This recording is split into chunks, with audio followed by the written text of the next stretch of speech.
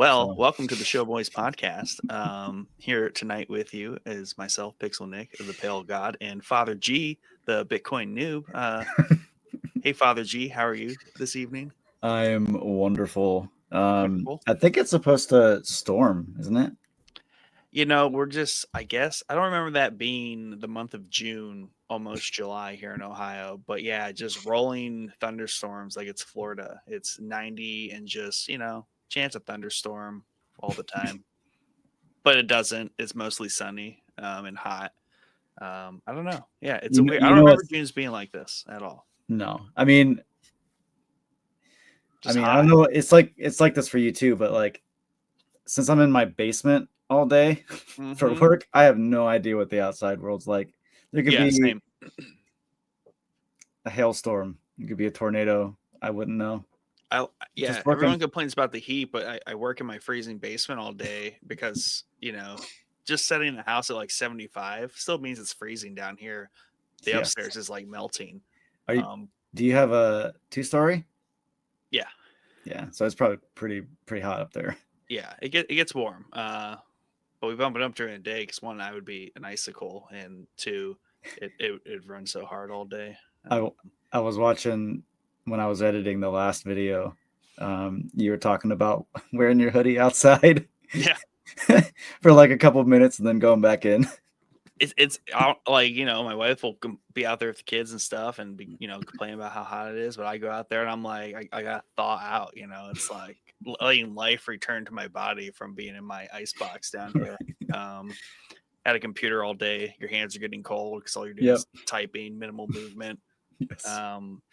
But my standing desk has changed my life more drastically, maybe as probably, I don't know, so gradual, because I got this desk and like this chair, and that really changed like a lot of things comfort wise for working Yeah. 8+ hours at a computer. Right.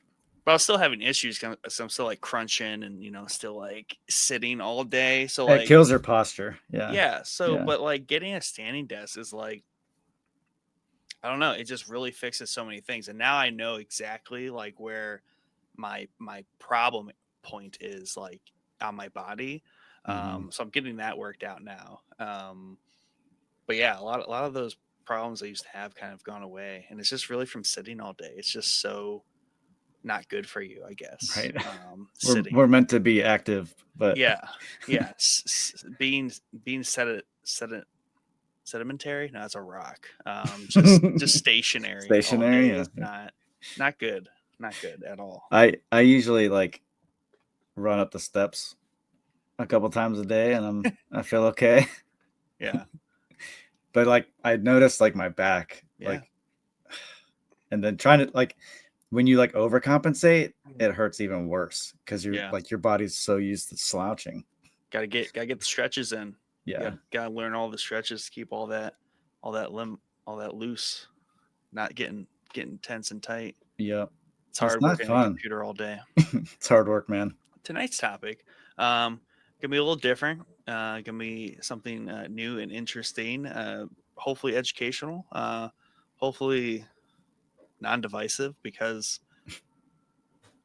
talk about one of my favorite subjects. One of my favorite subjects is money. I love learning about Who money. doesn't love money? I see everyone loves money. I don't know.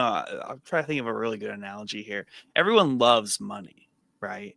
The same way everyone, I don't know, loves to swim in a pool, right?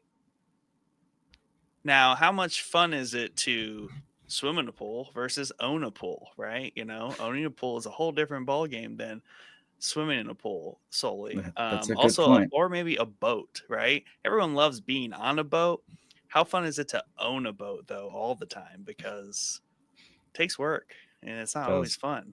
Um, And sometimes you lose some before you make some. yeah, and maybe I don't love money. I love learning about money. Maybe that's what it is. That's my primary thing. Though it's not overly complicated at the same time. It's the most simple but like most complex thing. Money, I think, is a very simple concept, but the way it permeates every bit of our planet is what gets complicated. People make things complicated. That's like the moral of the They do. story. They do. by large and fall, by large and far. It's not even a phrase. Um, Hey, so you're good. yeah. Own it.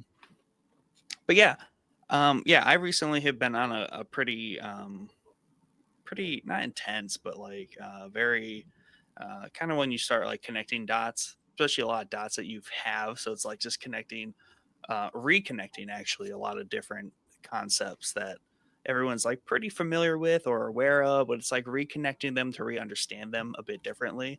Mhm. And I forget who said it, but like you don't really know something until you know it from like multiple ways, right? Like to understand something from multiple facets, right? That's how you truly kind of start to understand something.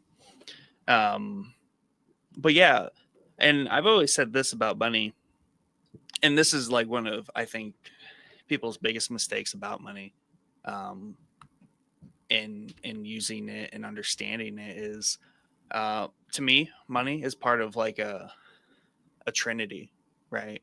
Of resources. There's really only three resources that exist, at least in the physical world, to a sense. And I would say time, energy, and Mhm. money, Mhm. right? You can only spend any of those three things.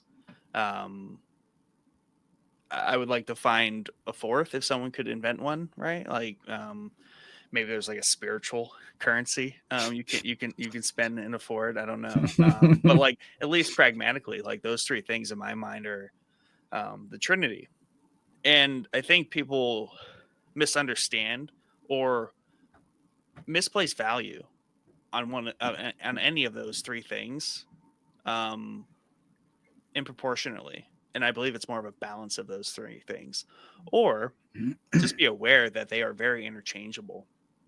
Um, so I feel like people will value money too much, and they will effectively waste their time and energy, right, Yeah. protecting their money because they care Yeah. too much about the money, right? Right. Or um, they don't care about money enough, or they want to protect their time more, so they spend more money and more energy to protect their time, or you spend more time to um, save energy, save money, Yeah. right? Yeah. But ultimately, money, right? Currency is like a human invented thing, which is interesting. Time and energy. Well, It's we can argue it's always time. been. Time is a construct that we made up, but energy, right? So you got energy, then you got time, and then we created money, currency to like store our time and energy, right? Right. So we spend time, we spend energy doing things, and people give us money, and that's how we. It's actually storing your energy. You Yeah. spent energy and you turned it into money for you Yeah. to reapply later. But I think if you took money out of it, you'd still be okay. Unless like time and energy they can stand alone. But you can't have money without the other two. Well, that's exactly where you would take civilization backwards a little bit, and before we had currencies, right? When everything was like a barter system. So if you go to Mhm. like a culture of just bartering, Yeah. that is just time and energy, right? You spend Yeah. your time, you spend your energy doing skills, doing things, and you directly exchange them for goods and services of other people's skills, time, and energy. Um, so no, yeah, we would be people are we were things would be completely fine without money. Money just is a human invention to is is a construct to store our time and energy. It's to put And value to something like for for, our for time and energy. yeah, for the sake of exchange, right? Yeah. To Yeah. to streamline exchanges. And because before that, I mean, it's all about like velocity of trade, right? So if you constantly have to go around town and find, or let's say you have to go around the village and you have to literally go to the people that make the things, right? I mean, that's going Mhm. to take time and energy, and you have to have something they want, Yeah. right?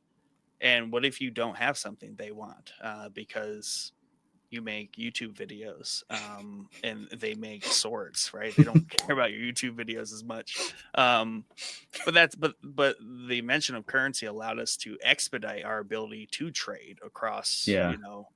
um, different trades, different cultures, just Yeah. different medians, right? Yeah. So that's really kind of like the idea of like currency as we invented it. And that's why it just is part of that trinity of like Yeah. civilization where it's a storage, right? You can't, well, you can, when you talk about that, I don't know, that's like an advanced concept, but like they print money, which then devalues your time and energy, which is sad to think about. Yes. um, and I saw a really good post today, actually this week, um, where so the value of the dollar has decreased by 10% this year, right? So if you had $100 at the beginning of the year, that same $100 will only buy you $90 worth of stuff, right? Um, and what I liked about this post was basically how it went was they're like, if we all woke up today and the banks were just like, hey, we took 10% out of your accounts just because things need to keep going, people would be, you know what I mean? Like, how would people react if they physically took Yeah. $10, like 10% from us? Yeah. But instead, they print money, right? They print our currencies. Governments just go. That's the point of like central banks. Um, so inflation is like a sleight of hand, where it's like we're not stealing from you, but we're totally stealing from you, right? Yes. Yeah. Um, so like that's the sad thing about like inflation is like we talk about taxes like being directly like visible theft from us, but then you talk about inflation, which is kind of like a silent theft Yeah. that we think is just a part of the system, but doesn't necessarily have to be. Like, why do we have to have inflation? I mean, there's a lot of uh, economic theory around that, though, Right. because of the Great Depression, Yeah. because we entered a period of deflation and everything just kind of like crumbled on Fell itself. apart. Yeah. So they decided like to like prevent that happening ever again, we're just going to keep a steady inflation, right? Um, which is a weird concept. It works, but like it constantly just drives us to be creating economic energy Yeah. It's almost to like keep up, it's almost right? like creating a bubble that Yes. will might burst one day. Yeah. Yeah. And some think it's closer than not. Um, yeah. But yeah, time, energy, money. That's my trendy of way I think about things. Yeah, I like that. They definitely work well together if they're executed properly. Hmm. Um, but yeah, that's an interesting concept. I mean, And a good example that I always think about is, and this has worked wonderfully in my marriage, is the classic conversation of like something broke, right? Either we're gonna fix it, gonna buy a new one, pay someone to fix it yourself, right? So you have all these options, right? And my own family, like they would be very instantly against the idea of buying a new thing or paying someone to fix it, right? So it's like, so a lot of people think like, oh, I'll just fix it myself because right, that will save me money. yes, But just know, unless you know what you're doing, like that's great. Like if you know what you're doing, you can fix it yourself, great. Because if you know what you're doing, you're not gonna waste energy, you're not gonna waste time, right, right? And some people, they don't like wasting energy, but they're fine with wasting time. So that thing doesn't get fixed for 6 months. So they refuse to spend money, they refuse to spend energy. Therefore, time just, eats away and they don't, it never gets fixed. yeah. And then you're spending more money Right, exactly. at, So it's in the like end of it. if you are constantly aware of this like trinity of like options you have, you can make better decisions and faster decisions in life. If you understand the trade-off there and you know when, oh, this is gonna like take a ton of time, and then it's going to take a lot of energy because I'm going to get mad, frustrated. I'm going to have to like figure it out. Couldn't you be using your time and energy to do something more productive that you're good at and just pay someone to fix the thing, right? Like Yeah. you need to know enough to make those decisions fairly quickly. And to me, that's what creates like very efficient lives. People make good decisions. They don't get tripped up over the silly things that happen in life. Now, that's not Yeah. easy by any means, understanding like how those three things constantly play at each other. Right. So I feel like some people can fall into the trap of, um, maybe being lazy, conserving too much of their time and energy, and they just spend too much money paying people to do things that they don't need to pay people to do things. So then Right. they're just like woefully out of money, and all Hmm. they have is time and energy. But they're not converting their own time and energy back into money. Yeah. Yeah. It's wild.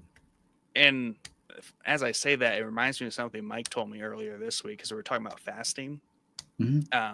Because the guy that plays Jesus on The Chosen, Yeah. he was on Tucker Carlson, Hmm. and they were talking about fasting. It was like a few months ago when Lent was happening. Right. Because they had there's like an app that they were promoting. Hmm. Chris Pratt, Mark Wahlberg, were all on. Hallow. Yeah. Um, but anyway, he was saying how he says like he was like, I feel like a lot of people misunderstand or misapply fasting, right? Because he's like, if you're fasting but you're not converting that time into spiritualness and getting closer to God and all that stuff, that's not you're fasting, but you're not really converting that properly Yeah. into what it's Yeah. meant to be converted Right. into. It's a very similar concept here, right? Like you could waste all the money in the world, and sure, maybe you are saving time and energy, but now what are you going to do with that time and energy now that you're spending all this money? It's like you remove something, maybe something bad, and if you don't fill it with good, more bad stuff's going to creep in. So you're sacrificing more to it's got to be filled with something. Yeah, So I think on the other end of this, you have people who they want more money without putting much time and effort. They just want the instant payoff, sure. Yeah. which which goes to your point that they all balance each other. Like they have to get the most out of this equation. They have to be equal parts, Yeah. or balanced in a way that's good, um, Right. without neglecting, like you mentioned before, neglecting one of the three. Um, and since it's about money, like I said, you really can't afford to sacrifice too much time or energy and expect the same outcome. Right. Yeah. In most cases, I mean, Right. some people get lucky and they find something that just spits them money without putting much or minimal effort. Yeah. I mean, there's something to be said about that though, too. Like obviously, I guess you could, I guess, say that investments sometimes can work like that. But that You could still takes time and energy. I mean, you've got to like read up and like be sure, or aware and knowledgeable about it. but kind of like you're saying about people who just kind of like just throw it out there and like don't really put the time and energy into it, and they just kind of get lucky, right? Yeah, yeah. The Like the get lottery. lucky, the get yeah, like the lottery, like obviously that's you're gonna be spending money if you're trying to win the lottery, unless like you're literally just purely lucky. Right, right.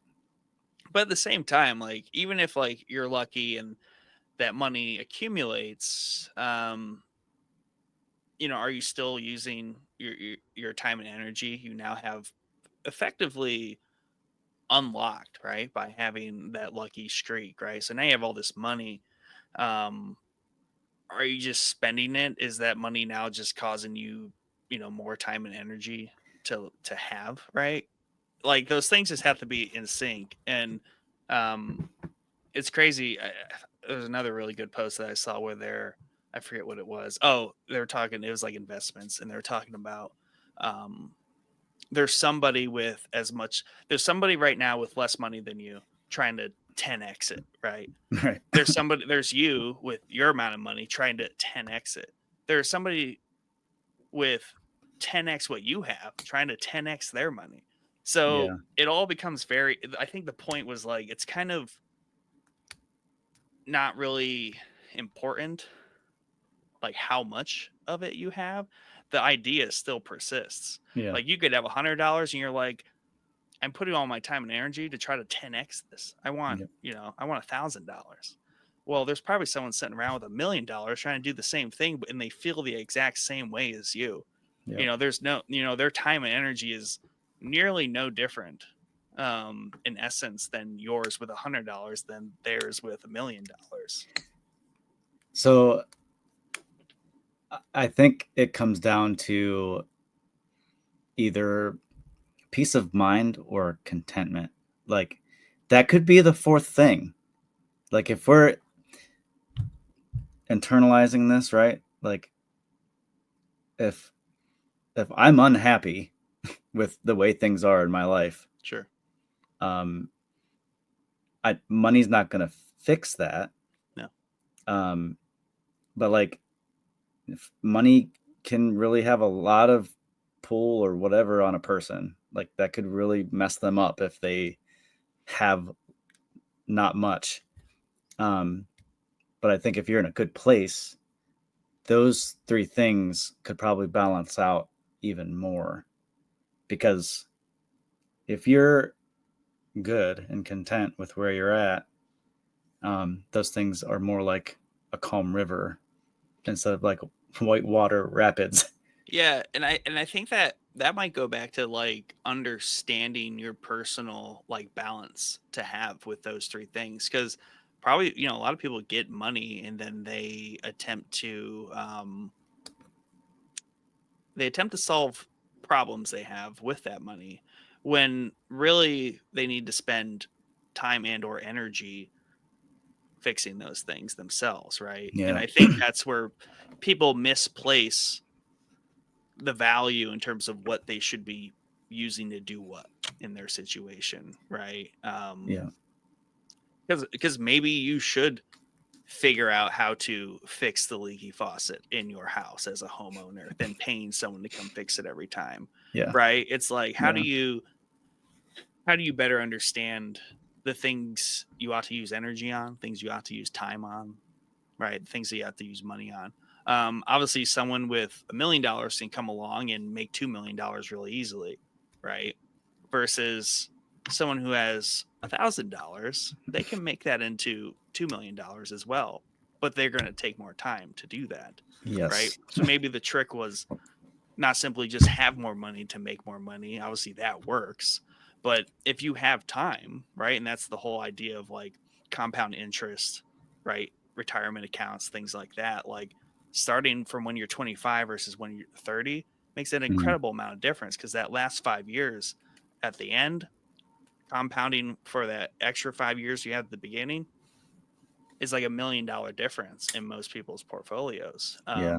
So like that's the thing that young people have, is time, right, Right. on their side. Um, But some of them lack the energy. they lack the energy, or they feel they lack the money too, Yeah. right? Because Yeah. that's the other hard thing, especially in our society, is I feel we have very poor financial awareness, education, all that sort of stuff when it comes to like personal finance stuff. Yeah. And the thing I hate about it, and I'm victim to it all the time, is people don't like talking about their personal finances, with other people, but that could be the most healthy thing you could do. But somehow you have to do it in a way that you're not, comparing your Yeah. baskets, Yeah. I right? mean, I don't need to tell you like how much I make, but like let's talk about stuff. Like let's talk about savings or Right. investing or how to make better use of our money and time and how to make like how let's make this work better. Like Yeah. because everyone can learn from somebody. Yeah. And to me, I guess it's crazy is, and that's what I was saying, like at the very beginning, it's like the most simple thing, but for some reason, like humans make it very complicated, right? And it's really just like humans just like mess things up. As we Um, do. because uh, someone's personal finance journey, like everyone's personal finances, are nearly a linear equation, Hmm. right? Um, I think the first part of that is being aware of that Trinity and constantly tuning that as you go along this journey, Yeah. right? Um, so like the better handle you have on that, the better this linear path you're able to take, right? Um, and I mean, you want to hear about this linear path? Yes. I mean, it isn't. I don't think it's rocket science, but I guess the thing that I always think about is like, why didn't I know this 10 years ago? Why didn't I Right. think like this 15 years ago? Why didn't I do this stuff? Not 5, 10 years after college. Why wasn't I doing it in college? Kind of Right. thing. Yep. Um, so, and it's all foundational, right? Because all these things I feel build toward larger understandings of Hmm. things. And the other thing I think people might get tripped up on is like trying to understand too much about the subject of money and like personal finance at once, because it Yeah. can be overwhelming. But that's why I think like this linear approach is very, very good to build that foundation, to then for you to understand, okay, now that I have like this foundation built that everyone should have, Yeah. then that's where the diversification happens, where people are going to do things wildly different. Someone's going to go, you know, put their savings on Fartcoin and like become a millionaire. Other people are going to go invest in the S&P 500, right, and Yeah. get their 8% every year. Other people are going to go gamble at the casino and go bust or broke. Yep. But foundationally, the way I look at it is, um, and this is the problem with our economy, is like it's very debt based, right? Yes. Um, in a debt based economy favors the rich because they can leverage debt much better, right? They leverage debt to the nth degree, but they kind of have the money to like back that debt up. So if things go south, they're not down and out. Right. Versus as you move down the economic ladder, everyone has to play the debt game, and it affects people disproportionately, Yes. right? So like you lose your job, all of a sudden you can't pay your car loan and your mortgage, and it goes bottom up. You're basically screwed. Right. But you basically have to take out loans to buy these things at the same time. Yeah. Yeah.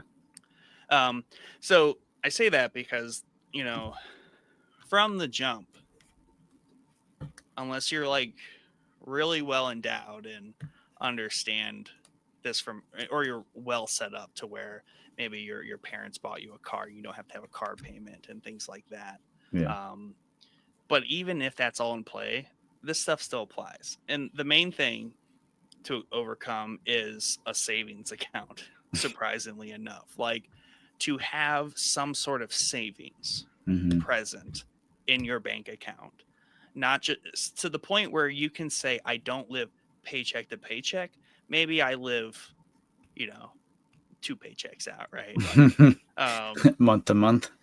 yeah, month to month, 3 month, but that's that buffer because one way to think about it is like, how long can I go, right, without income, right? Is Hmm. that a month? Is that 2 months? Is that 3 months? Is that a year, right? Can you do it for, can you do it for 50 years and you don't have to work? That kind of thing. So it's just a savings, but like I wouldn't even overcomplicate that. Like just a savings account.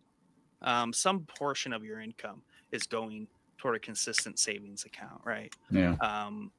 Because you want to think about that's to cover those things like car repairs, right? A new fridge, The emergency the situations. Yeah. emergency situations. Hmm. Um, so like that to me is just so foundational because the fact that I guess most of the country lives paycheck to paycheck, I still find that stat staggering. I don't know how you verify that. Um, But it's just wild to me. But the more I think about it and the more I interact with people, I see how it probably isn't that far from the truth. Yeah. So like the paycheck to paycheck thing, like that's what's plaguing most people. So the more you can just get away from that, Mm-hmm. the better, even if it's like a month, right? Because the other problem we have is we are so paycheck to paycheck and people are so strapped for cash that, people are doing buy now, pay later plans Yeah. through their like cash apps and stuff to buy groceries, Yeah. right? So we've seen a pretty large spike this year, last year in people um, paying, I guess, I don't want to call them loans, but they're It's making a monthly payments for groceries yeah. they bought last month, two It's months like ago. basically like a credit.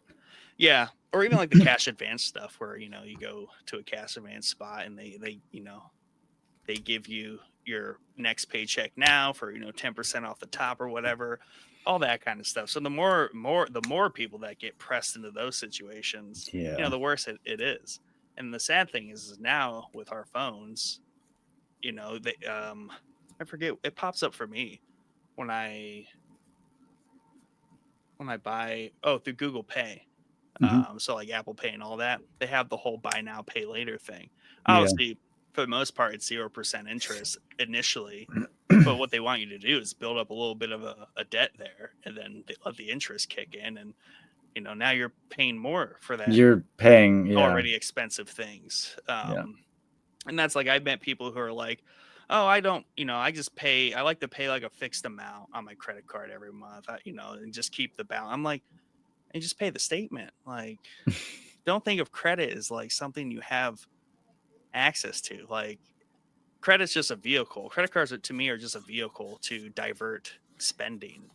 And actually, it's easier to track it, right? And maybe Hmm. that's the other thing that I tell everyone is like, don't be afraid of credit cards. Use the crap out of credit cards, Hmm. but only so much that you can before the statement balance, not the minimum payment, the statement balance, Hmm. right? Um, because that way you can say, this is my card balance. Here's the statement balance. I pay that. The difference is going to be my next statement balance, right? Yeah. Um, and to me, that was always just so much easier to understand than like swiping my debit card, where money's directly being drawed from my bank account, right? It's a very funny nuance, but like structurally, it makes more sense. And it's kind of like how corporations run, right? They Hmm. don't necessarily write you a check there on the spot. They're going to give you an invoice, and they're going to pay Yeah. it net 30, Yeah. right? It's Yeah. all you have to delay it. You have to space out. You have to delay the theft from your account.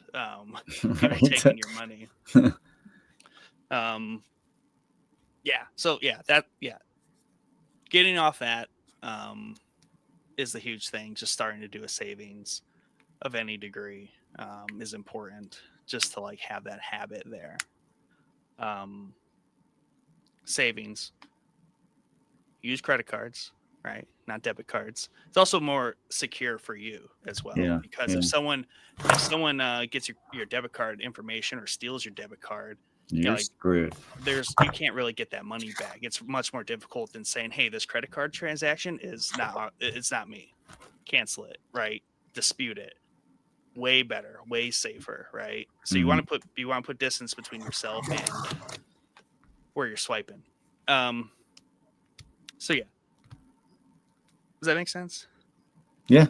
Yeah, I think savings is a big first step that a lot of people don't take yeah, because they're living paycheck to paycheck. I've felt like I can't dump any extra money to the side because it's already all being used up somewhere else. yeah, So like that takes some like really evaluating your situation and making good use of time and energy to balance out that money part because you're that's not a good way to function, like right, because you're just it's eventually going to be a snowball effect. Yeah. You're living paycheck to paycheck. Something's going to happen. It's inevitable. Life is going to throw something at you. Then you're going to have to get a credit card or borrow money from somewhere. Then you're in debt. And then you're still in the same situation because it's not actually your money. And you're still going down the hill, but gaining speed because it's not actual money that you have. Yeah. But I think finding the way out of that trap is the big thing, and getting to that step could be life-changing. Yeah, and I like that you said time and energy because, it isn't all about money, right? So the self-awareness to know that everyone, for the most part, unless you can really come up with a good excuse, have the time and energy to fix that problem, right? Or start like working on that problem. Because and like this goes back to the education thing. Like when we exit high school, when we exit even college, right? Even when we start our first job, we are woefully uneducated when it comes to money and personal finance, right? Yes. It's pretty ridiculous how bad it is in this country. And maybe it's like that most places, but unfortunately, right, we get these jobs either out of high school or out of college, and we start making money, right? But I think the thing we forget is, or don't realize we need to do, is we need to take our time and energy and learn about this thing we're exchanging our time and energy for. So, Yeah. and I'm not even talking about a lot of time and energy. Now, granted, ever since I've got married, I have a spreadsheet, right? That is just endless of just like our month to month budget. But like the biggest thing that my wife and I have benefited from is all it takes is once, maybe twice a month, sitting down with like yourself or your significant other, right? If you have a significant other and there's double income happening there, or even single income, they're still spending money that's Yeah. income to the house. But even sitting down with yourself and like of learning, evaluating your finances. And like we talk about they have these rocket mortgage apps and all these apps that are like, oh, we're going to find where you're double paying for, these subscriptions, or, find money here for you. It's like, that sounds cool. Yeah. But like, to me, that's just like, how insulting is that to You should be you? doing it already. Right. It's like, how insulting is that where anyone's impressed that this app was able to go through their accounts and be like, here's where you're paying for 2 Netflix subscriptions. Like, that's embarrassing. I get it happens, but like, if that happens to you, I hope you have the money to afford that time and energy that you don't have to put there. Yeah. Yeah. Yeah. And if you don't have that problem, that's fine. Pay for 2 Netflix's account. No one really cares. But it's, if you're short on money, maybe spend a little bit of time Yeah. and and fix that yourself. Yeah. So while you were talking, a lot of stuff kind of hit me all at once. Yeah. You're talking about school, and I Mm. feel like that's kind of one of the problems. Like, I had like one economics class in high school, Yeah. But maybe. it's like It's very surface level. It's not like really meant to teach you anything. And I think, because I mean, my generation, like, we barely had that. And I know we struggle. I learn, like, there are plenty of people in our generation that struggle with money and they yeah. weren't taught. And that's the biggest problem. And it just makes me like scratch my head. Like, why isn't this being taught? It's like one of the fundamental things of being here is knowing how to manage money. Yeah. Well, It's I one of the mean, biggest things of our lives. the conspiracy of it would be that, the system which we live does not benefit from people knowing how to properly manage their money. It, Everything relies. it's better to keep people in debt because there's always Yeah. something to be paid. Yeah. Yeah. Yeah. And Um, keep them, and also keeps them working. which is economic productivity. If people were so good with their money and people suddenly were like, "Oh, the average retirement age is 45."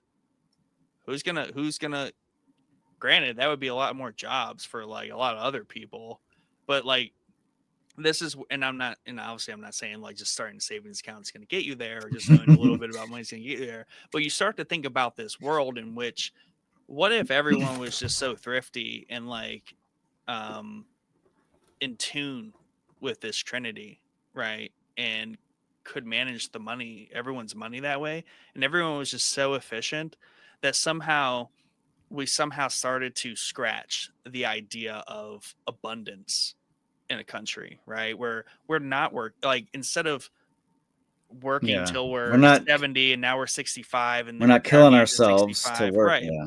All of a sudden, like, we have such an educated population to where the average person retires at 45. Like, you know, think of how like utopian that sounds. Like, that's Right. completely the different direction than Yes. like where we've been headed for like 50 years and are headed. Um, so that's a really good thing to keep just top of mind, right? So we're talking about this, you know, utopia where somehow we are so well off that we're actually in a deflationary system, because that's a whole different topic when we start talking about Yeah. deflation, Yeah. because we're purposely set in an inflationary system, but when you're in a deflationary system, the idea is that the more we work, right, like think about this, like the internet came around, right, or like horses, the cars, internet, like all these major inventions, right, that do what? They increase economic output. Mm-hmm. And when you can increase economic output and efficiency, what should happen to everything? It should get cheaper. Yeah. Everything should get cheaper. Now, Yeah. this happens in some sectors like electronics, right? Yeah. Everything Yep. gets more efficient by electronics. Because if you look at like if you wanted to do home videos and like record your family growing up in the 90s, you had to buy like a $2,000 like over the shoulder like recorder. Well, in the 90s, they had those little camcorders Right. that took the tapes. But they're expensive, like comparatively today. Like they were more than an Yes. iPhone. They're like $2,000 in like the 90s, which is not $2,000 today. It's like 3,000, right? Yeah. So for electronics, that works. Like you can buy a new cell phone today for $500 and you can do marvelous things with it. Yes. Compared to what $500 of technology got you back in the day. So some I things agree. are deflationary, but large in part, everything else is not. So just keep that in mind. It's like, why do we live in an inflationary system? Like, as we increase our economic output, should things not be getting cheaper? Right? Because we're making them better, we're making them faster, we're making them more Yeah. efficiently, but Yeah. somehow we are not in that system. No. Anyway, anything else you're thinking about there? Yeah, the Trinity. They're the thing, okay. They are three things that, if wasted, you can't get them back. Like, if obviously we can't go back in time. We can't make our time back. We can't like I mean, Well, we can like recoup energy a little bit. you can recoup time in some capacities, not literally, Not literal um, time. but you can offset the loss by losing it less fast, if that makes sense, But right? in most cases, you have to use more to make Yeah, up for it. yeah, So or maybe energy or it's money. not lost. Yeah, You typically have to do more of that to recoup yeah. whatever I loss. mean, you could take the example. Maybe an example would be, say someone like their job completely removes them from their family. They have to travel all around the planet. They never see Mm-hmm. their family. They missed out on, a good decade of their kids' first part of their lives. They're never going to get that time back. Right. But that job did allow them to retire, though. 10 when their kids were 10, 12 years old. So while they missed the first 10 years, they did retire like 20 years early, and now they can spend the next, 10 years Yeah. rest of their children's life because they're so incredibly wealthy from that horrible time that they sacrificed at the Yeah. beginning. So I would kind of argue it that way. Like Mm-hmm. there are No, those that like makes weird sense. scenarios, and obviously that's an extreme scenario, but the idea is there. So it's like, but that goes back to the idea of like, if you're sacrificing time, right, and energy, are you making up for it? Like, will Right. that pay off later, Yeah. right? Or and then like once you have all this abundant amount of money, was it worth it? Like, do you have something to do with your time and energy? Like for in that example, be with your, retire with your and be with your family 100%, Yeah. or are you not? And you're kind of like just wanting to make more money or, whatever. So it's like, What's the how do you motive? balance those? Yeah. How do you balance those? I And feel everyone's like going to do that a it's little different. I feel like that can probably circle back to your state of mind. Like what's your intention? Yes, it sucks now. Maybe you did lose some time, but you can obviously make up for it in a lot of ways. But you have to be in the right headspace No. for that. Like you said, if you're just chasing money, then it's not going to matter what time you've lost. And I think that's the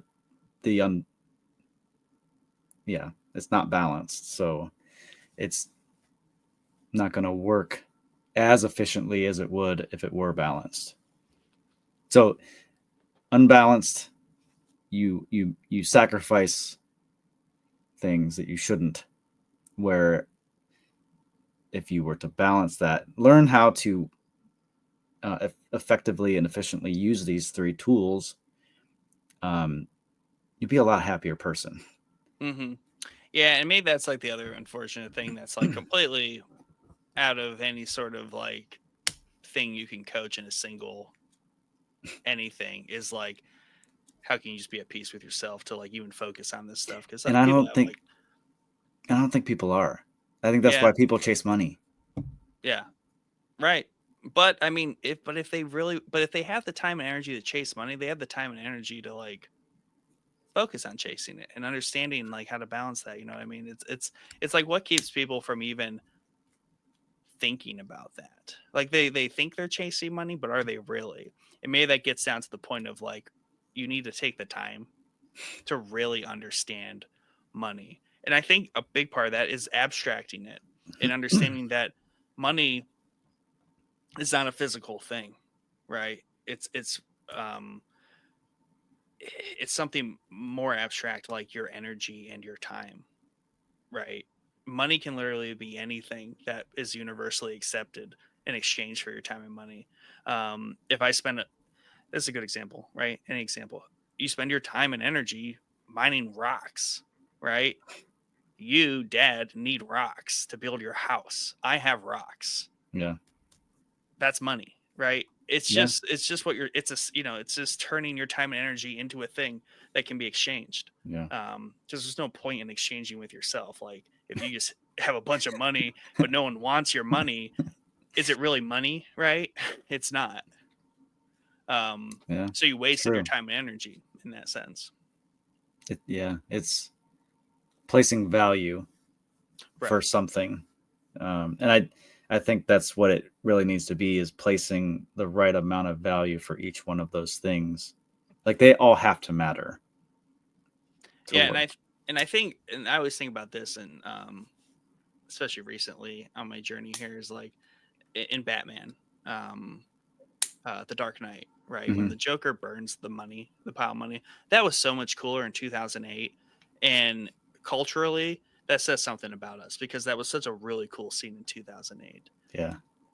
But I don't know. I would hope a lot of people watch that today. I know this is how I feel about it. I think about that scene today. It means nothing. Like he just burned a bunch of paper. What the central banks would do is just go print more of it. Like no, nothing was lost. Like maybe those mobsters and gangsters were sad because that was a bunch of drug money and like dirty money they didn't have anymore. But to the Yeah. powers that be, that means nothing. Right?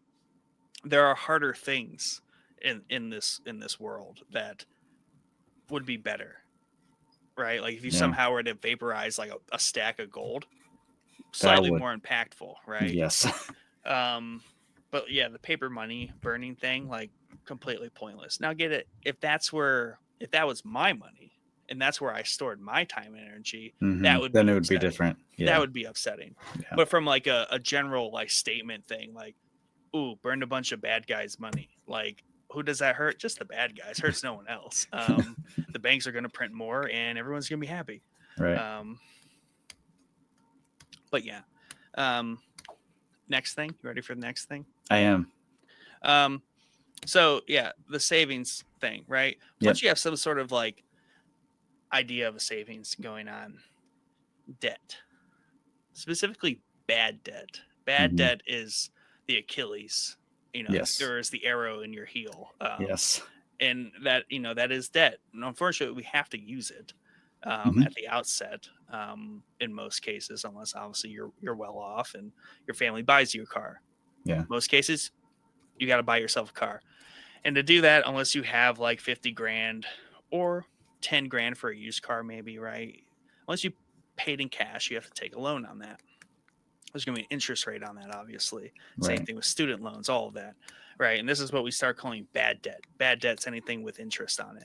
So, credit cards, not bad debt, depending on how you use them. Yeah, they have ridiculous APRs and like high interest rates, but that's if you carry a balance. If you pay the balance every month, you don't pay any interest, which makes them not bad debt. They're kind of net neutral. Like I said earlier, they're just a vehicle to harness and capture your transactions, right? Instead of hitting your bank account all the time, because your bank account's going to go down really quick if you're just drawing right from it. Right. Run that through a credit card, wait a month for that statement balance, and then you're like, oh, in 1 month time, I spent $1,000. I need now to pay that. Can I pay that with one payment that of what's in my bank account? It makes way more sense to say, I just paid a month of stuff with the 1,000 in my bank. Did that come from my checks, or did I have to draw from my savings? If I had to draw from my savings, that tells me that I'm probably spending too much. That's a problem. Yeah. Right. So that to me is just like the ecosystem that helps you start to conceptualize, like, how much should I spend? How much can I spend? How much am I spending? That's the big problem. Yeah. Because that way you're still living within your means. Yes. You're not living in excess. Right. Because that's the problem. And I think that's what a lot of people struggle with. And they weren't taught. Like, this is stuff that makes perfect sense to me. I mean, I was young and dumb. I did a lot of dumb things, and I had to, work my way out of debt. Learned a lot through it, but I think it's all about mindset. You got to look at it the right way, through the right lens. And if you understand how these things work and how to approach them and live within your means, I mean, like you said, it's not a bad thing to have a credit card. What's bad is when it's taking extra money from you that you've already, you've planned it out, or maybe you didn't. You use it, and then you're like, oh crap, I don't actually have the money for this. Yeah. And then that's the snowball effect, and we're screwed. Yeah. Yeah. So if you compound like having a savings of some sort, right? And you are paying your credit card bills with your checking account, right? You start to conceptualize where you're like, okay, my checking just completely got nuked. I had to draw into my savings to cover that. They're like, okay, clear, I'm spending too much, right? Yeah. But here's the nice thing about credit cards is you spend today, you don't have, like, when you first open a credit card, when you swipe for the first time, you're probably not going to have to pay for that for another month and a half, maybe even 2 months, because it takes like 2 to 4 weeks to get that first statement closed. And then that's due in 30 days, right? So the combination of a checking and then a savings account, or sorry, a credit and then a savings account, when those unexpected purchases hit, or you ended up doing something really fun one weekend, and you're like, I spent a little extra money at the ball game. I know this is going to be $250 more that I've spent that I normally don't spend. Yeah. But what the credit card does is it gives you the time to see that, right? Because you're like, I'm going to owe that next month. I have to pay for this next month. And allows you to plan for that. So like then you can say, do I need to save more in the next 3 weeks? Can I save more in the next 3 weeks? Maybe I hunker down and just lay low next weekend, just Netflix and chill, right? Save some money to afford that. To me, it just like also spatially helps you organize your spending habits better because it's not coming instantly out of your checking account. You have savings to cover those if you need to. Hitting your savings gives you a little bit of a wake up call that like, probably spent too much, right? So there's that. That's a fun note. I'm glad we talked about that. But yeah, paying off the bad debt.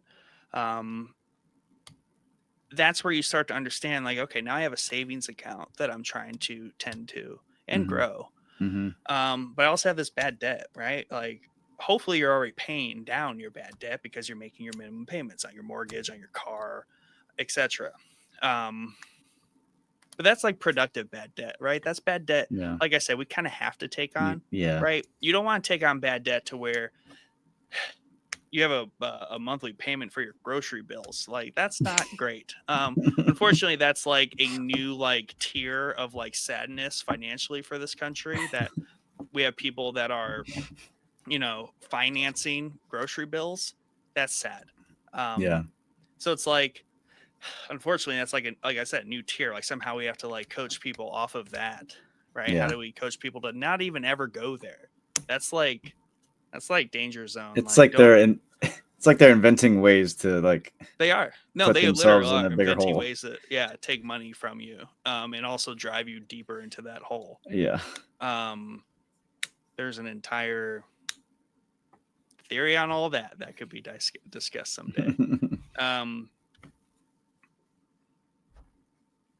But yeah, so yeah, ignoring those extreme scenarios that are becoming more frequent, unfortunately. Yeah, the bad debt. So you want to pay off obviously the ones with higher interest first. But you kind of have to weigh that with the total balance, right? So, and this is also like a Dave Ramsey like hack too. Like this is how like basically he kind of coaches you out of debt, right? Is to like start snowballing this debt down. Target things either with the highest interest rate or even low balances. Either one works, I think, in my opinion. I was kind of in favor of just targeting lower balances because the more accounts that you can just knock out and not have, the better, right? The less things Yeah. you're paying on. So knock out those low balances as quickly as you can, just to knock off those low balances that are generating interest on yourself. And then when that payment goes away, right? And you don't have to make extra payments, just pay that down. Maybe try to do extra payments. Maybe don't do extra payments anywhere else. Focus them all on one thing. So when that debt gets paid down, that account closes. Take all that money, put it to the Dump it in next the one, next one. right? Yeah. And just start working that down. And that you prioritize over, in my opinion, the savings, right? You have a savings. You have like a 1 month savings, let's call it, right? And maybe during that time, you're like, oh, I grew it to 2, right? I grew it to 3. So during this time, you should be growing your savings. You should also be snowballing this bad debt, but keep those payments funneling toward the next bad debt, right?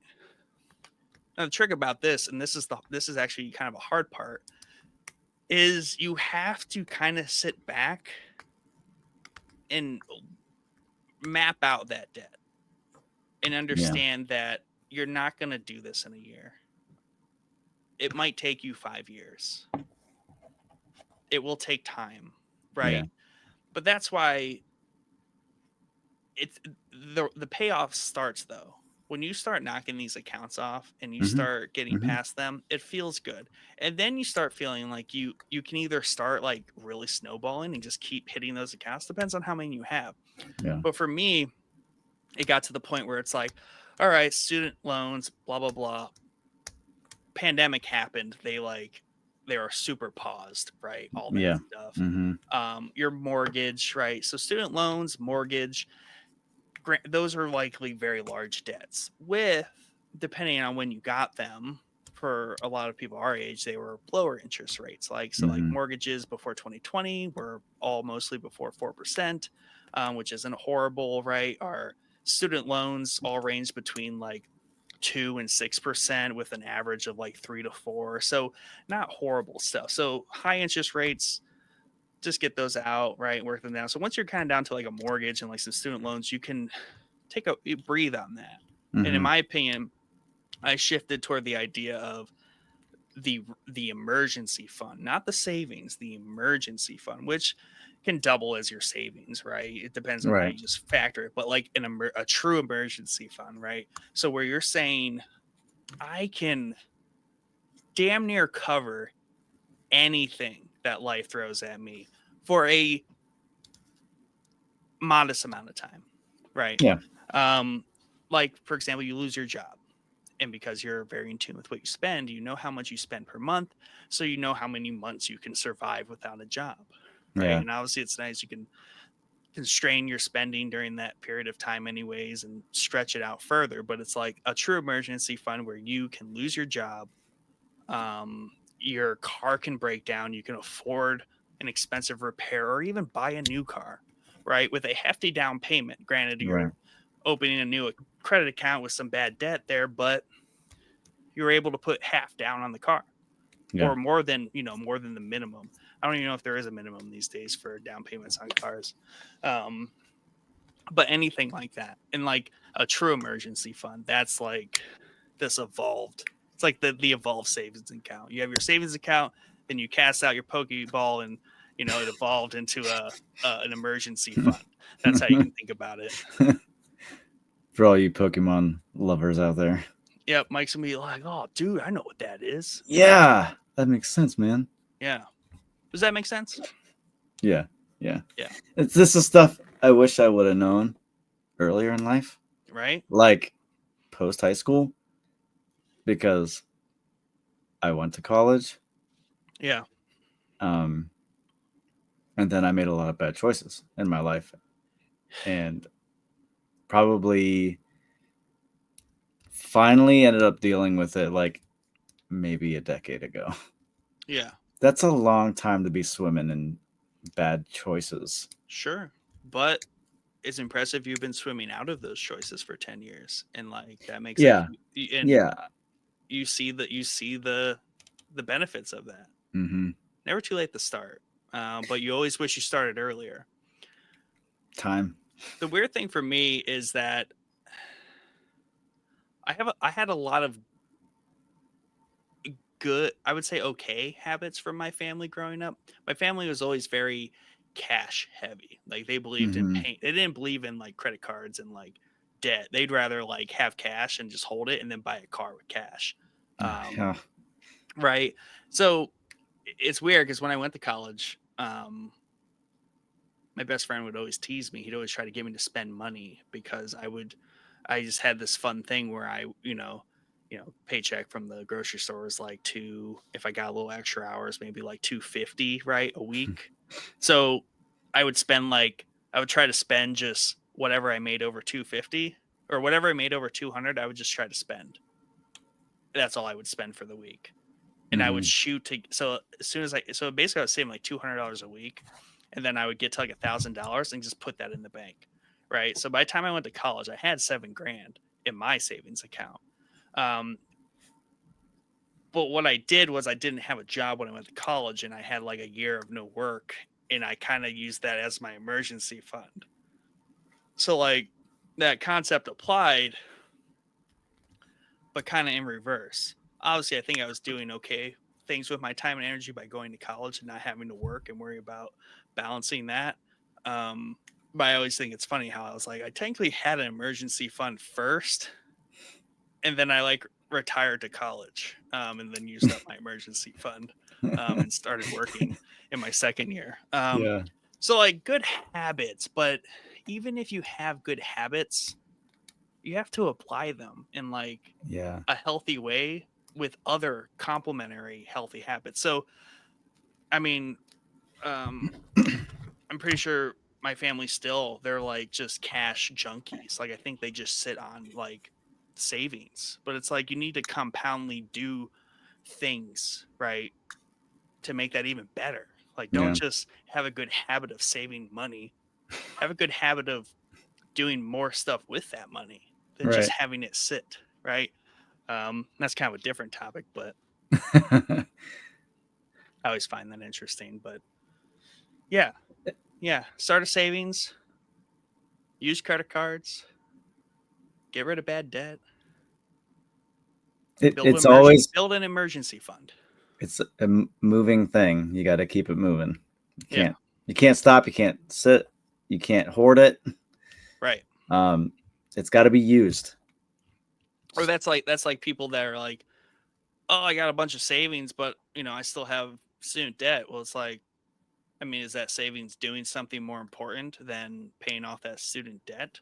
Um, you can argue that if this happens all the time, if the debt is if the interest rate's so low, you could, in theory, instead of paying off a $10,000 student loan that has like a 3% interest rate, you could put that $10,000 in the stock market and make like 6, 8, 10%, right, on that Mm-hmm. money. So in the grand math scheme, you have 3% sucking down on you over here, but you're making 8% over here, so you're net 5 up, right? Yeah. And ultimately, that's the magic sauce around like what rich people do is everything's debt leveraged, where they don't ever spend their money. Their money's leveraged into loans and doing that sort of stuff, and a lot of times they don't have a lot of liquidity, right, because Mm-hmm. everything's just leveraged. And you take out a loan to buy something else that's going to make you money. Well, the loan is only 3%, you're making 10% over here, so you're net 7 up, all well and dandy. It's So like all about that's the positive. yeah, so that's why the debt vehicle economy is super great. Not just the more If money you have, but the more you understand how to use it. Yeah, it's all about how you And it's use it. not easy.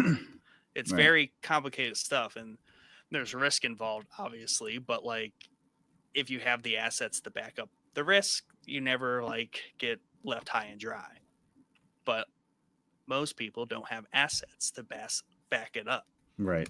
So yeah, you can take out a loan to buy like more stock, right? When you do margin trading, where you're buying more assets on the underlying value of your existing stock, Yeah. but that stock tanks, you're now like somehow negative. You know what I mean? So Yeah. yeah, it's risky for the average person to do, right? Yes. And that's why I just feel our debt based economy just does not. It creates a lot of inequality inherently in itself, just in that it leaves people marginalized because Well, people because a are lot of people are ignorant, or ignorant. Yeah, they don't want to take the time to right. study and learn all this stuff, Yeah, and yeah, and they just go along with it. yeah. And I'll say another caveat to all of this is like this has all been a lot easier for me. I don't know. It's a compound thing. I mean, but like working from home and sitting in front of a computer all day does allow me to like think and focus on these things Yeah. more than like sitting in the office even behind a computer. So you know people who work in like factories, fast food, like obviously they're not able to spend their time doing the things that they're doing with their time and energy to also kind of double down and like passively focus on these things. Yeah. um so that's a double-edged sword right there. So like a lot of times those are the people that would benefit the most from just basic help in this regard. Yeah. Yeah. Because they definitely don't have all the time, or a ton of time to be devoting to the learning, or just investing time into learning the ins and outs Right. of all that. Yeah. And I don't know how to I don't know how to get over that with people. It's like something you have to want to do. You know what I mean? It's weird. But like everyone obviously wants to do that. Everyone wants to obviously not live paycheck to paycheck. Yeah. But it's like, how do you convince them that Well, there's more time and energy they could be spending right now I toward that? I think it's like with a lot of other things. They've been conditioned to just go with it, you know. They know it sucks. I mean, it obviously sucks, but it's all they know, probably, you know, from whatever their family life was like, because it probably started back then, because it's not a new concept. It just looks a little different, I guess. But like, they're just conditioned to it. Yeah. You know, I'm in debt. Okay. Just the way the world works, Yeah. right? They just accept it as the norm, right? And it's also like the idea of the matrix, like that is the matrix that has been constructed for us. It's the one that which we live. And there's ways to see out beyond that, but that's why I think like one under just being conscious of the Trinity, right? Obviously, you don't. Obviously, you can choose to abuse your money as much as you like. You can choose to abuse your time and energy as much as you like. Yeah. Um, But you're gonna pay for it. but you're gonna pay for it somehow, and But that's why, like, understanding that, starting to work toward a savings, more importantly than, going to that concert. Maybe don't go to your fifth concert for the year. I know that sucks, but like, just like Priorities. where are your priorities at? Because you can do all that stuff later once you have this stuff under wraps. And I also, you just kind of have to like hone in. You also have to have something to motivate you to hone in on that kind of stuff. Some people it's a family, some people it's just simply their goal is to be a millionaire by 35, right? Like whatever that is, like people kind of have to find that like purpose. But yeah, so just like the recap, it's like understand the Trinity, start a savings, use credit cards, right? Correctly, back away from using your debit card and your checking account as much, and start to have that ecosystem of credit card, checking account, savings account. These are three separate things that have three different functions, right? Credit cards, your daily swiper, your checking pays the bills, your savings is where you save, right? So don't treat your checking like a credit card, right? It's not a credit card. Right. Also, there's amazing cashback options out there on credit cards that add up quickly that can fund your fun splurges that you want to have, right? Like, oh, I have $100 in rewards all of a sudden, and there's also like $200, $300 sign up bonuses. Like, treat yourself for making some good financial moves, right? Or take that and get a leg up. Yeah, that $200 cashback bonus for signing up for that credit card. Throw that toward the payment and put $200 in your savings, right? Whatever you feel is appropriate. Because I see people talk about this all the time. It's like the whole thing that like millennials get bashed on, or even now the younger generations, where it's like, all right, don't buy Starbucks every single day and you'd be like a millionaire. It's like not that extreme. But as a sidebar there, this is another application of the Trinity, right? Okay, you do buy Starbucks every single day. Not gonna lie, that does add up. You do that 5 days a week, right? That's $25. That's $100 a month, right? So just park that. That's fine. Do that. But consider this: if that's a thing you have to have, maybe buy a coffee machine at home. It's going to cost you like $2, $3, $4, $5 more $100 up front. But coffee, it's going to be way cheaper to drink that much coffee. So if you need to drink that much coffee, maybe make that investment with some money. Save yourself some time and energy from getting it every single day, and money, right? So again, understanding the Trinity there, I'm going to spend some extra money to save some extra money. Yes. And time and energy, because you're now making it at home. And you're not sitting in the drive-through line at Starbucks, killing 15 minutes of your morning. Killing so much time. Yeah, so right there, so maybe the more egregious thing about buying coffee every day from Starbucks is not the money you spend, but the It's the time. time. Yeah. Like there it is. That's the thing. So yeah, another nice little application of that. So I think being like obviously aware of the three, I think being educated, but then being creative with the three, like kind of what you're saying, like think outside the box. Like, Yeah, okay, so you like coffee, buy a coffee machine. yeah, Just you have to just think differently, and you you've got to train your brain to do that. And the yeah, way you train your brain is to learn how to do it.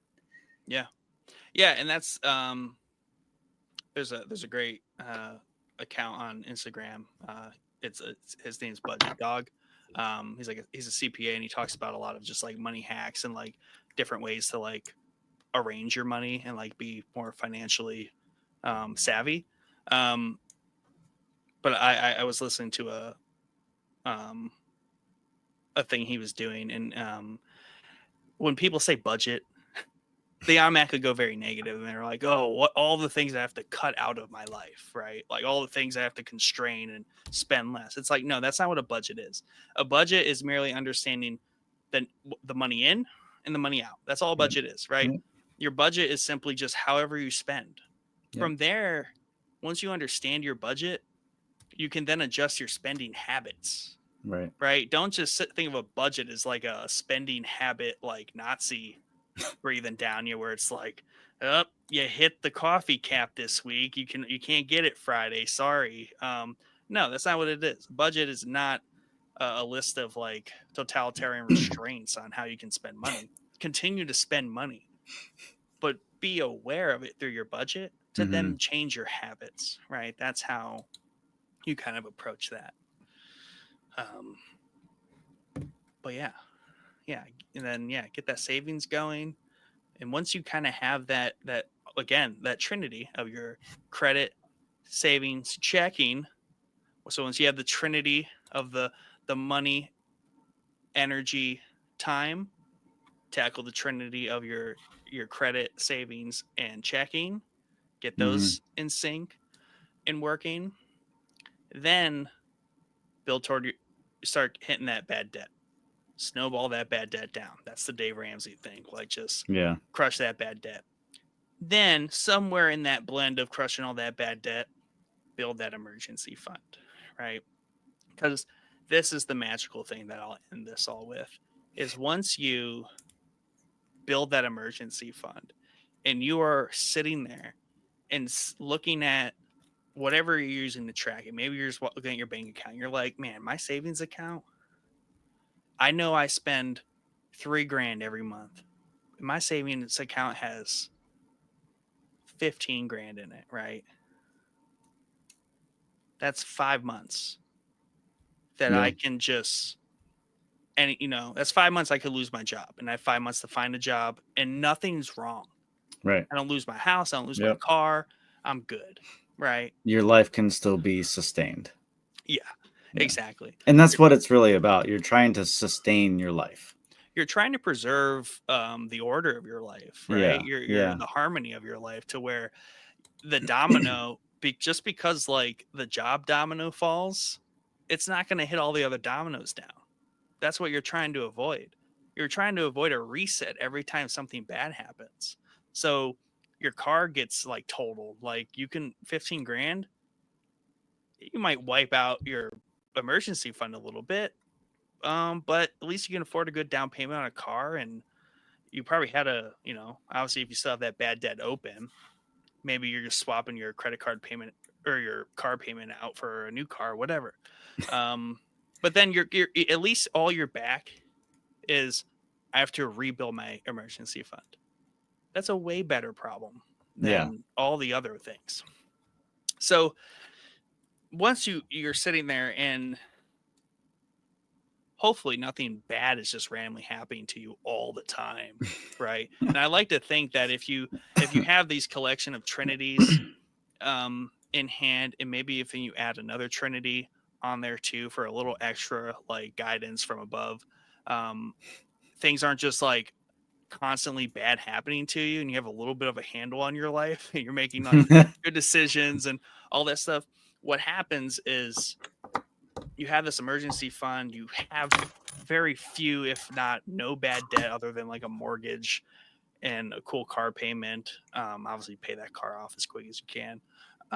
That's a depreciating asset as soon as you drive it off the lot. Yeah. And it's not going to retain value much into the future anyway. So buy it, plan to drive that thing into the dirt, and then worry about that later. But what happens is at some point you're going to hit this period of where that emergency fund is just going to keep growing. Yeah. Right. And I guess another thing mixed in there, like obviously if you own a house and you know you have a significant other and you have like a family, like there's always going to be wants amongst the family, right? Like Yeah. we It want a never new ends. fridge, we want a new kitchen, we want a new deck, we want. That stuff's fine, right? That's what kind of helps fuel that. But in my experience, at least the way my wife and I structured it, is eventually we ran out of wants. Like obviously we have wants, like we would love a new kitchen, but it's not a need by any regard, right?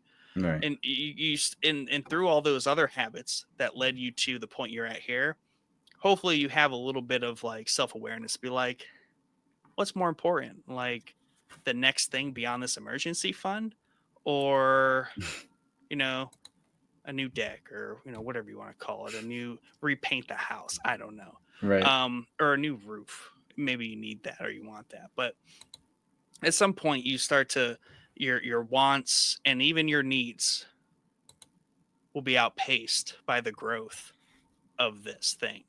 And this is at which point things get very different and wide open for you, for everyone. Um, and that's where it's beyond just personal finance. It's like you're talking about the world, right? And how the world works. And where do you put your money after you have your 6-month emergency fund, right? Like who Yeah. needs more than 6 months emergency fund? Technically already, once you get to that point, that 6 months emergency fund sitting there in cash in your bank paying you like zero interest on it is dumb. So you want to park that in a high yield savings account at the very least, right? To just outpace proper inflation, right? Mm. So that's where it gets like cool. And that's where you start to feel really accomplished when you're sitting there and you realize I can either choose to waste this money on like dumb stuff that I want and have fun with. And obviously you can do that. And we do that. People, buy your VR headsets, buy a new computer, do all that stuff. But like what I'm saying though, is like, if you are disciplined enough to get to this point, this thing will outpace your wants and your needs. And Yeah. the thing to do is not just now egregiously go back and waste money. Continue right to the next thing. Yeah. And maybe on another episode we can talk about all the next things that could be out there for people. And this is where there's like a giant spectrum of risk, a giant spectrum of thought to explore in terms of what do you do with this money that you magically just kind of have rolling in at this point, because you have conquered everything else. Well, I would say like, as that stuff scales, if you're not disciplined, like as the money scales, your habits are going to scale with it. Yep. The key to that not overtaking your life Yeah. is to keep a baseline, right? Like obviously if you're doing it right, your money's growing, your money's working for you. Stay where you're at. I mean, as much as you can within your means. Yeah, live within your means, but it's like I think where people get tripped up is they feel like, oh, I have more money, I can I have expand to, my means. yes. It's like, but why? I mean, There's- say this was a 5-year journey for someone to go from like paycheck to paycheck to having a 6-month emergency fund. Why? Like you've made it this far. like within your means, and you've been disciplined and you've made good choices, it's like, You've what is why like, I think, at least for me, this is how it's been for me. Like, I've gotten to the point where it's like, what do I value more? Do I mm. value, and sometimes it wins. Like, sometimes the, the $300 Lego set wins the argument, and those things happen. Um, but it's like, once you start exploring everything you can now start doing with this money that you have, that you found, it's money that you had. It's just money that you've unlocked from yourself. Like, granted, like, you've gotten raises, and maybe you've decided, I need a new job, I need to make more money to make these things happen. Cool. Yeah. But it's like, you start to think about, it's like, what do I value more with this money? And I think this is where people might get tripped up the most, right?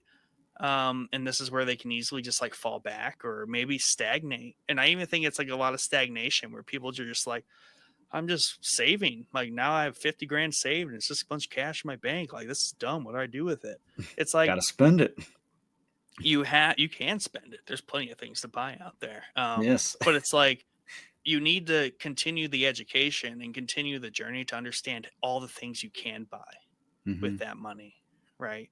Um, and maybe that's just like a turnoff for people. It gets me excited when you start talking about, like, here's a bunch of stocks you can buy. Here are things that you can buy that will earn you money, right?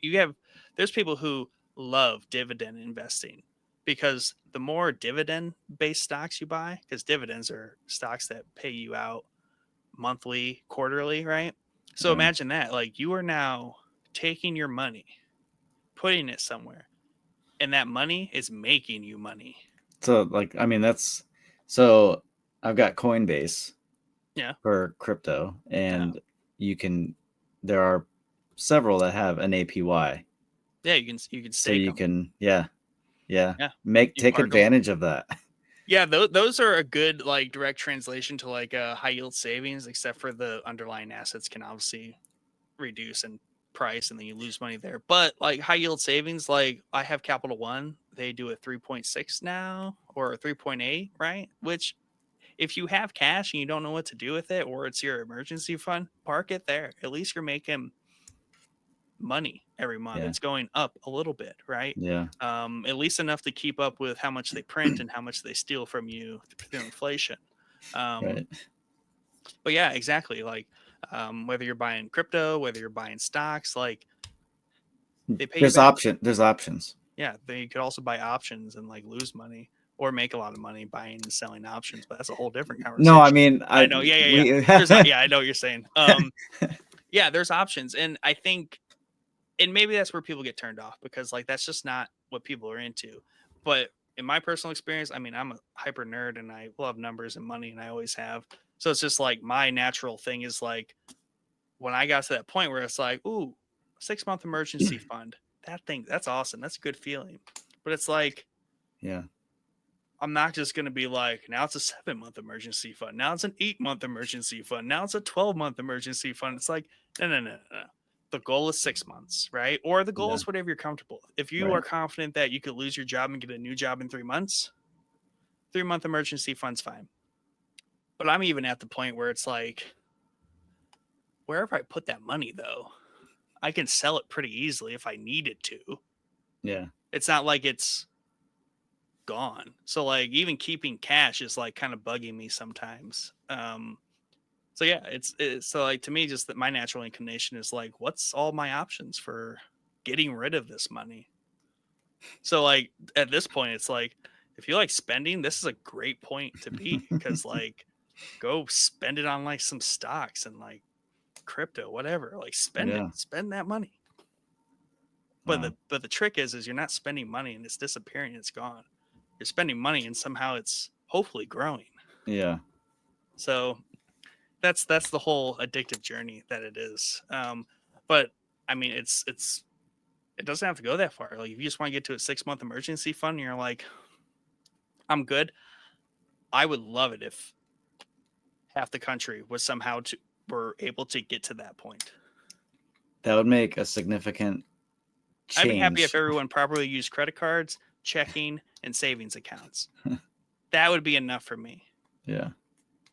That would be enough for me. That Yeah, That would make a difference. That's all it takes. That's all it takes. it's gonna take a lot of time and effort for Well, a this was lot of definitely, people. yeah. Yeah. I don't know. I don't know. Well, this is part one. I think there will be a Part part one. two. Yeah, part one. I think there should be. Yeah. And I'll have a lot more to contribute next time. I promise. Yeah. Now that you're prepped, now Now that that you're I'm now that you I'm learned. know now that you know more than you thought you knew, it makes sense, right? It just makes sense. Yeah, It'll yeah. It's all in how we come at it, yeah. and because we have to. There's a lot of stuff that, in order for this to work, our we have to use our brains, Yeah. and I think a lot of people just want that quick fix, Yep. especially in today's society. Especially And when it's money. and unfortunately, that's not the way that the time in this Trinity works. Nope. Um, you have to be very intentional. Yeah. Intentionality is a huge thing that I think people just kind of throw away, and they Yeah. just expect things to happen. And I mean, I was like that when I was younger. Like I was very young and dumb, and that instant money. I've got instant money. It's Yeah. not mine, but I'll deal with it later. Yeah. And I dealt with it later, and it hurt a lot. Yeah. Um, And I think the other thing that's really unhealthy that and I said this at the beginning is like people don't like to talk about money and they don't like to talk about personal finance, especially with like people that they know. Like it just gets weird all the time. But honestly, I find it so refreshing to like talk to people at length about these things because and obviously it takes the right temperament. Like I'm not here to like showboat or like dog people down. It's just a linear thing that like it's the same like those steps are the same steps anyone can take. yeah, Um and it's like that has nothing to do with how much money you have, who you are, where you come from, where you're going, where you live. Like to me those are all just steps that you can take. Granted, like how far back and like how hard and like how many hardships you might have to overcome to get right to that first like step and maybe like even clearing your life out to even sit down and think about the Trinity like that. Um, your time, energy, and thought, like mental health, all that stuff. Like that's all very hard. But it's like if you like once you maybe this helps you get through that, right? Like if you can start this financial journey, maybe that will help solve some of those other problems. it could. But like I lose my mind sometimes because my Twitter, my X feed is like obviously all the things I follow are very like financially based. So like sometimes I feel like I'm in this echo chamber of just like very like-minded people that like have all these like thoughts and ideas about this thing, and it's just like, wait, everyone's not like this. Like, but it's and there's Right. communities like I'm part of like communities that focus all on this stuff, right? Just like we have our Showboys community that's focused on games, movies, and shows, right? It's like there's Yeah. communities that are completely focused on people that just want to make better investments. They want to do better things with their money. And Yeah. it's like the more we can just like talk about that and create that culture where it's just very normal for people to be like, oh yeah, I made a really bunch of money on a stock I bought. And someone's like, oh, how'd you know to buy it? And I'm like, well, it was low and I sold high, right? It was that easy. I know a guy that's like that. He's like, I buy them low and I just hold them until I sell high. He doesn't put a ton of energy into it, but what Yeah. he does is it's time. He uses time on his side because he's like, I buy it, it's low. The analysts say buy, and I wait Yeah. because he doesn't need the money right now. And Yeah. that's the benefit of having that emergency fund is like you don't need that money and the Yeah. money beyond the emergency fund. So it's like you can afford to buy a stock, let it fall, don't sell at a loss. It Yeah. should go up someday, right? Um, so that's a good example of just using time purely, right? Yeah. Just some I money and then time. yeah. I think it takes a lot of patience also. Oh, for sure, yeah. It's a Um, wild mindset to fight all the time. Um, but like to my point, like I just wish it was way more commonplace in our culture to just like talk about these things. And I love there's always the memes where it's like it's always crypto related, of course, but you can apply it to like stocks or any investment things. It's like when you finally see the one person that told you to buy whatever like 10 years ago, and they're just like the person that you don't talk to every 10 years. But Yeah. that conversation you had with them 10 years ago, they're like, buy Bitcoin or, buy this stock, right? And then you see them 10 years later, it's like, dude, thank you. Like, you're the man. It's just good. It's just good for everyone, I think. Yeah. And I just don't know why it's such a taboo thing, but it's built into us. It's just how our Well, like I culture said, is. man, a lot of people have been conditioned to live a different way. Yeah. And it's on purpose. Yeah. Heavens forbid we exchange ideas. The free exchange of ideas. Yeah. I think that's like the most American thing that you can do. So the most American thing you can do is talk about money with your friends. That's right. Yeah, I mean, it's not a competition, like you said earlier. It's just you're helping each other out. It's like with any other part of your life. Yeah. You need advice about something. This is the same kind of thing. Hey, man, my Seek's Lincoln. What do you think I should do? Hey, man, I don't have a savings account. What do you think I should do? It's like same difference. You know what I mean? Like, yeah, just ask. Like someone. Yeah, it's just packaged differently. Yeah. Yeah. Well, that's that. We'll look forward to a part 2 someday. Maybe it'll be next week because Mike's not going to record for the next like 3 weeks. Nah, he's out for a while. He's in Ohio. He's out. Chad's always working. He's on vacation. He's on vacation in Ohio. In Ohio. Weirdo. What a weirdo. What a Floridian. Comes to Ohio for the summer. Yeah, he's like, hey, I got a great idea for vacation. Let's go to Ohio. Boo. I think they're having a baby shower up here or something like that. Oh, yeah, that makes sense. Yeah. Fam, Fam. All right. Have a good night, everyone. Showboys Podcast. We're branching out around here. Yes, we are. Time to get wealthy.